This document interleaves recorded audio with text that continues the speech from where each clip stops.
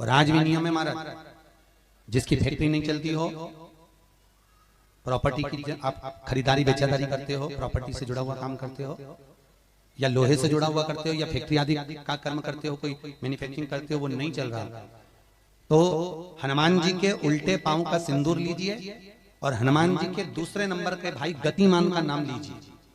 इसका नाम लेना है गतिमान। गतिमान का नाम लेकर फैक्ट्री के बाहर या फैक्ट्री पर एक स्वस्तिक का निर्माण कर दीजिए, हनुमान जी के उल्टे पांव के सिंदूर और गतिमान का नाम लेकर। कभी आपकी फैक्ट्री कोई काम नहीं निकालेगी, उन्नति की ओर ही लेकर जाएगी, कभी घाटे की ओर नहीं जाएगी। गतिमान का नाम, रतिमान, केतुमान, मतिमान, ये जितने भी नाम है हनुमान जी के भाइयों के, ये सब कल्याण करते हैं। एक एक नाम कल्याण करते हमारे, एक एक। महाराज वो जिन बच्चों को निमोनिया हो जाता है ना, वो सर्दी का कोटा रहता है, बहुत सर्दी बच्चों को बनी रहती है, तो हर दिन 5-8 दिन 10 दिन में बाकी दौड़ के डॉक्टर के पास लेके जाओ, फिर डॉक्टर के पास ले। वैसे तो डॉक्टर के पास बच्चे आजकल के जमाने के जाते ही जाते हैं, हर 15 दिन 20 दिन में, तो इसके पीछे वो चले जाएं।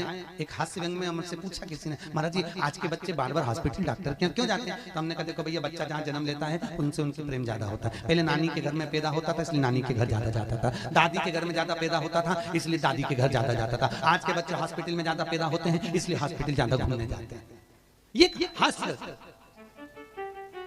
पर यदि बच्चे को सर्दी ज्यादा होती है, निमोनिया ज्यादा होता हो, ठंडा का कोटा ज्यादा रहता हो, तो पीपल के 5 पत्ते महाराज उस पे घृत लगाकर हनुमान जी के तीसरे नंबर के भाई व्रतिमान का नाम लेकर, व्रतिमान का नाम लेकर बच्चे की छाती पर एक वस्त्र से उसको बांध दीजिए, रात्रि भर बंधे रहने दीजिए महाराज।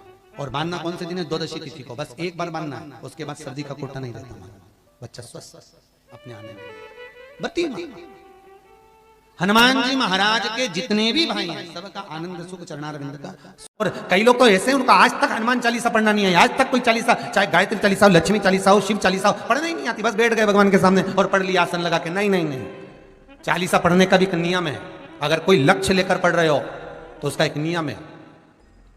पूरी जिंदगी पढ़ते रहोगे तो भगवान की प्राप्ति नहीं है, पर लक्ष्य लेकर अगर पढ़ा है आसन से, जिस भगवान की चालीसा पढ़ रहे हो उसकी मूर्ति या उसका फोटो आपके सामने होना चाहिए।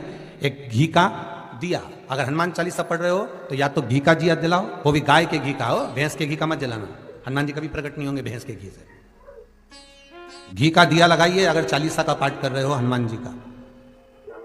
और बहुत ज्यादा संकट है, बहुत ज्यादा परेशानी है, तो हनुमान चालीसा का पाठ करो तो तिल्ली के तेल का दिया लगाओ, काली तिल के तेल का दिया, तिल का तेल का दिया हनुमान जी के सामने आसन बिछाकर। बहुत तकलीफ है तो 3 पाठ प्रतिदिन करो, और एक आसन से जितने समय 9 बजे अगर आप बैठते हो पाठ करने तो 9 बजे ही बैठना है। 11 दिन तक प्रतिदिन 3 पाठ रोज करो।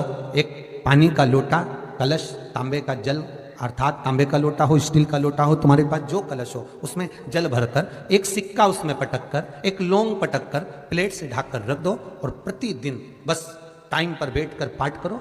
11 दिन पूर्ण होंगे, जिस कामना से आपने पाठ करा है बस वो सिक्का, वो लौंग कलश में से निकाल लो, जल का आचमन करो, और जिस काम के लिए करा है वो जल उस प्रयोग में ले लो। उस प्रयोग, किसी से बात करने जाना है तो वो जल पी कर जाइए, कोई से हाथ मिलाना है तो वो सिक्का, वो लौंग अपने हाथ में रखिए, अपने साथ रखिए। सुंदरकांड का पाठ घर में करवा रहे हैं और पंडित जी को फोन लगा कर कह रहे हैं